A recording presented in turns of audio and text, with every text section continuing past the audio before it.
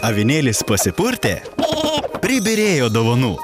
Imk ir neškis visą kraitę. Švęsk su Baltikum kartu. Juk dabar skaitmeninė TV ir spartusis internetas tik 14,50 €. Visą sutarties terminą.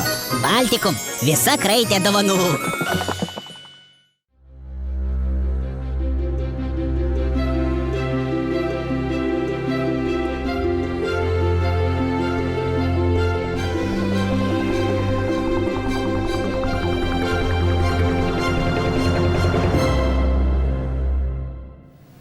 Sveiki, metas Baltikum televizijos žinioms. Pradžioje naujienos trumpai.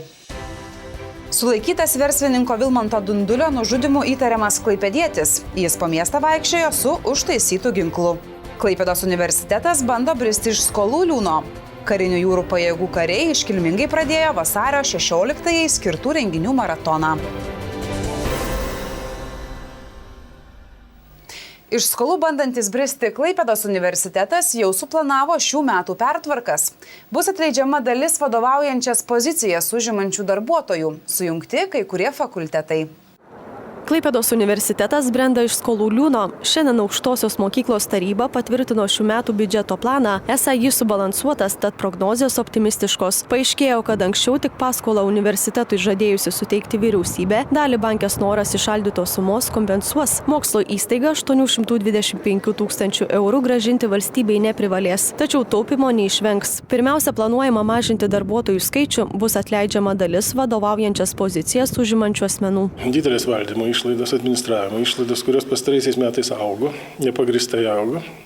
Ir mes priversti performuoti valdymo, struktūrą, administracijos struktūrą, mažinant, darant labiau efektyvią tą valdymą ir mažinant išlaidas. Taip pat nutarta parduoti nebereikalingus universiteto pastatus, bus mažinamas nepaklausių studijų programų skaičius, artimiausių metų į vieną bus sujungti gamtos ir matematikos mokslų bei jūrų technikos fakultetai. Čia dar įsikurs jūrų mokslų ir technologijos centras. Taip siekiama sutaupyti, tačiau kai kurie universiteto mokslininkai pasikeisinčios tvarkos neidealizuoja. Mano galva, pas mus yra per daug smulkių padalinių, kurie turbūt neatlieka netgi savo funkcijos kartais. Bet iš kitos pusės aš turiu irgi karčią patirtį.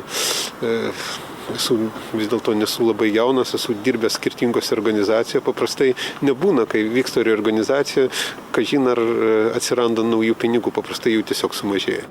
Universitetui nemažai lėšų atsieina bendrabučio statybos, laivo mintis ir burlaivio Brabander išlaikymas. Išlaidas aukštoji mokykla planuoja dengti pajamomis iš mokslinių ir verslo projektų. Taip pat kuriamas planas padėsiantis pritraukti daugiau studentų ne tik iš Lietuvos, o ir užsienio. Kalbėjome ir apie marketingo planą, kalbėjome ir apie kaip pritraukti daugiau studentų, kaip galbūt vėlgi uždirbti iš universiteto infrastruktūros geresnio panaudojimo, sakykime, vėlgi užsakomųjų darbų, tiek pat, sakykime, ir galbūt ir iš to pačio meno, ir kultūros, ir kitų dalykų.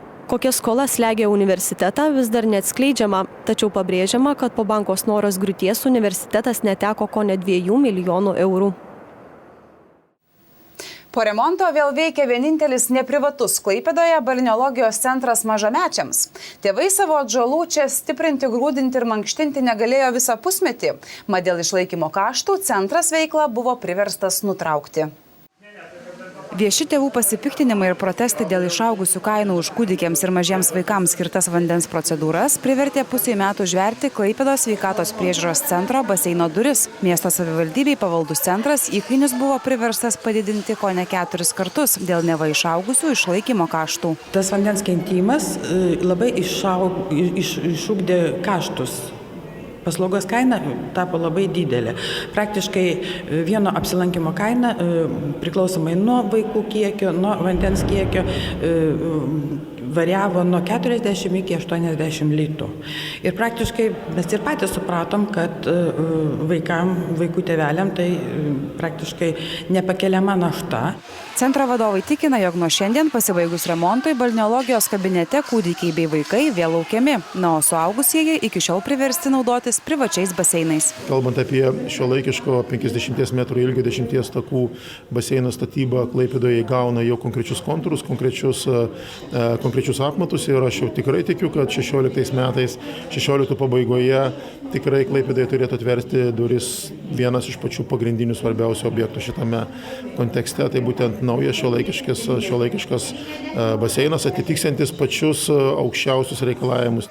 Tuo pat metu kai kurie valdininkai sako, jog reiktų susirūpinti ir jau esamų uostamiesčio sveikatos priežiūros įstaigų atnaujinimu. Neva pastatai atgyvenę, jų išlaikymas brangus, o ir miestiečiams jais naudotis nepatogu. Pastatai yra 76 metų atidarimo, taip kad problemų yra pakankamai daug. Ir, kaip pasakyti, iš valstybės investicinių programų savivaldybės pavaldumo įstaigos labai jau rezervuotai tas lėšas gauna. Taip kad turim reikalų. Klaipėdos sveikatos priežiūros centro vaikų balneologijos kabineto kapitalinio remonto darbams Klaipėdos miesto savivaldybė skyrė kone 28 000 eurų. Dar 20 000 centras skyrė iš savo lėšų. Alkoholį vartoja vis jaunesni asmenys. Dar užpernai svaigindavosi 12-13 metų sulaukę vaikai, o pernai tokių pasitaikydavo ir tarp 7-mečių.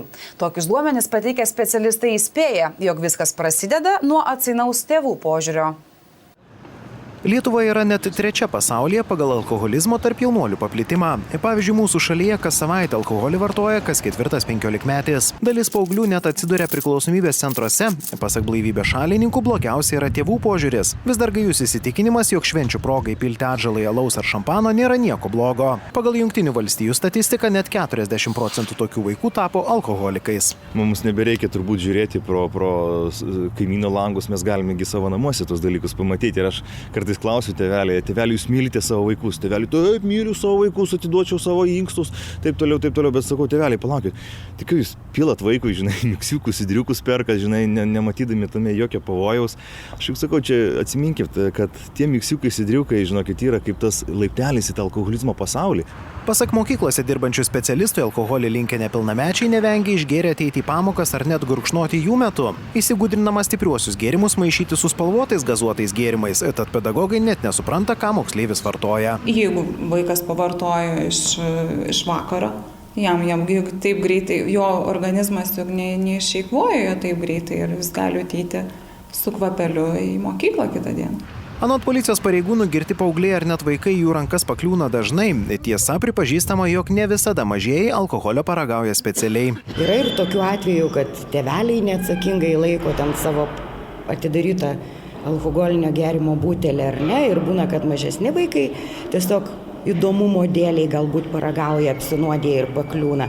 Pasak specialistų, didelė problema, jog jaunimas labai lengvai gali įsigyti alkoholio. Remiantis apklausų duomenimis, 76% Lietuvos jaunuolių tvirtina, kad per 24 valandas gali labai lengvai gauti tiek alkoholinių gėrimų, tiek tabako gaminių.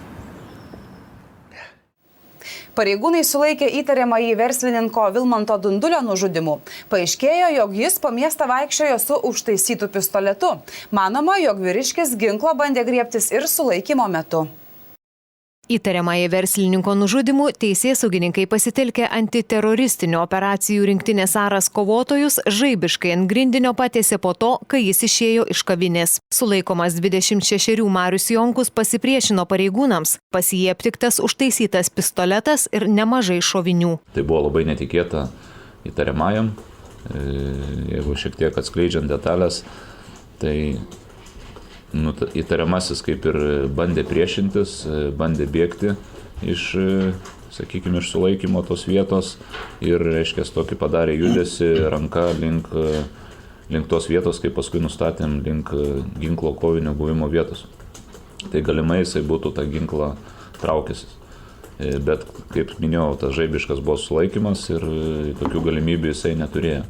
Auka ir įtariamasis iki susitikimo Vilmanto Dundulio tėvų namuose nebuvo pažįstami. Verslininkas ketino parduoti savo legaliai laikytą pistoletą. Pas įtariamąjį aptiktas ginklas yra tas pats, kuriuo buvo paleistas šūvis verslininkų į smilkinį ir kuris buvo pagrobtas po nusikaltimo. Balistinė ekspertizė užtrunka pakankamai ilgą laiką. Kol kas tiesiog kitais tyrimo duomenimis grindžiam išvada ir manom, vėlgi pagal ginklo identifikacinius požymius, kiekvienas ginklas turi numerius, kad tai yra tas pats ginklas, kuris prieš tai priklausė žuvusiajam. Kol kas pagrindinis Dundulio nužudimo motyvas lieka neatskleistas. Pareigūnų nuomonė su užtaisytų pistoletu po miestą vaikščiojęs vyras buvo labai pavojingas ir neprognozuojamas. Jis galėjo planuoti vykdyti ir daugiau nusikaltimų. Apie jo pavojingumą byloja 2009 metais įvykdytas juvelyrinės parduotuvės Klaipėdoje Tiltų gatvėje apiplėšimas. Už tai jis pataisos namuose atsėdėjo 4 metus ir beveik prieš 1,5 metų išėjo į laisvę. Apiplėšimo metu, reiškia, jisai buvo pridėjęs, kaip žinoma iš ekspertizių, dujinį ginklą, reiškia, pardavėjai prie galvos. Ir pardavėjas ten pasipriešino, nukreipė, reiškia, tą ginklą dviese rankos sukibusios, nukreipė tą ginklą į viršų ir, reiškia, jisai padarė 2 šūvius. Ir paskui pabėgo iš įvykių vietos, ten buvo sulaikytas operatyviai. Manyta, kad jis galėjo įvykdyti ir daugiau nusikaltimų, tačiau tuomet to nepavyko įrodyti. Verslininko nužudimų įtariamą vyrą šiandien teismas leido suimti maksimaliam terminui – 3 mėnesiams. Karinių jūrų pajėgų kariai iškilmingai pradėjo vasario 16 skirtų renginių maratoną. Tačiau kai kurie klaipėdiečiai šią valstybinę šventę linkę pamiršti. Jiems svarbesnė Valentino diena. Iškilmingai kyla vėliavos išsirikiavę karinių jūrų pajėgų kariai, visą tai skirta vasario 16 Lietuvos valstybės atkūrimo dienai paminėti. Pasak karininkų, tvyrant geopolitiniai įtampai valstybinių švenčių minėjimas stiprina pilietiškumą, tik taip galime įrodyti, kad esame vieningi. Atsižvelgiant ir tą tarptautinę politiką, ir atsižvelgiant į tarptautinę situaciją dabar, mūsų jaunimas galbūt ir ne iki galo dar supranta, kas vyksta mūsų pašonėje. Todėl mes ir skatinam tą dieną ir minime ją kasmet vasario 16. Minėm ne tik savo padaliniuose. Labiausiai nusipelniusiems kariams šiandien iškilmingai įteiktos padėkos, apdovanojimai ir paskatinimai kariams įteikti ir už pavyzdingą tarnybą bei darbą NATO veikloje. Bus apdovanoti kariai, dalyvavę NATO junginyje šių metų rugpjūčio gruodžio mėnesį. Taip pat bus apdovanoti kariai, kurie gerai tarnauja, galbūt medaliais, galbūt padėkomis.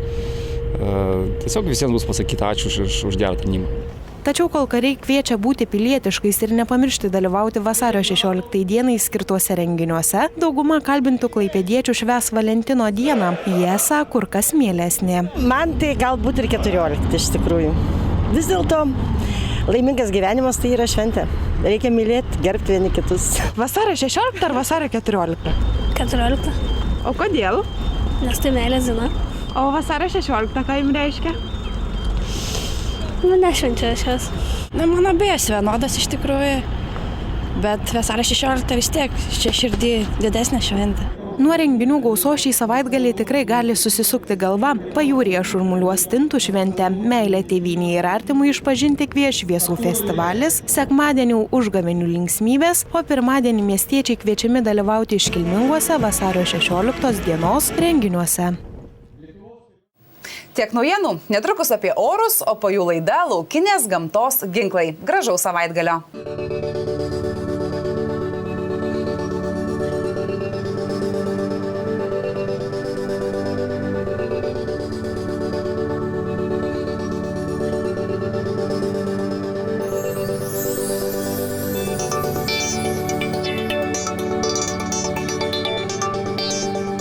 Šeštadienį pajūryje dangus bus giedras, pūs pietryčių krypties vėjas. Įdienojus termometrai rodys apie 3 laipsnius šilumos. Sekmadienio naktis bus mažai debesuota, vietomis snigs, oras šals iki 3 laipsnių šalčio. Sekmadienio dieną vakarų Lietuvoje bus debesuota su pragiedruliais, tačiau kritulių nenumatoma. Pūs rytų krypties 4–8 m/s vėjas. Termometrai rodys nuo 0 iki 2 laipsnių šilumos.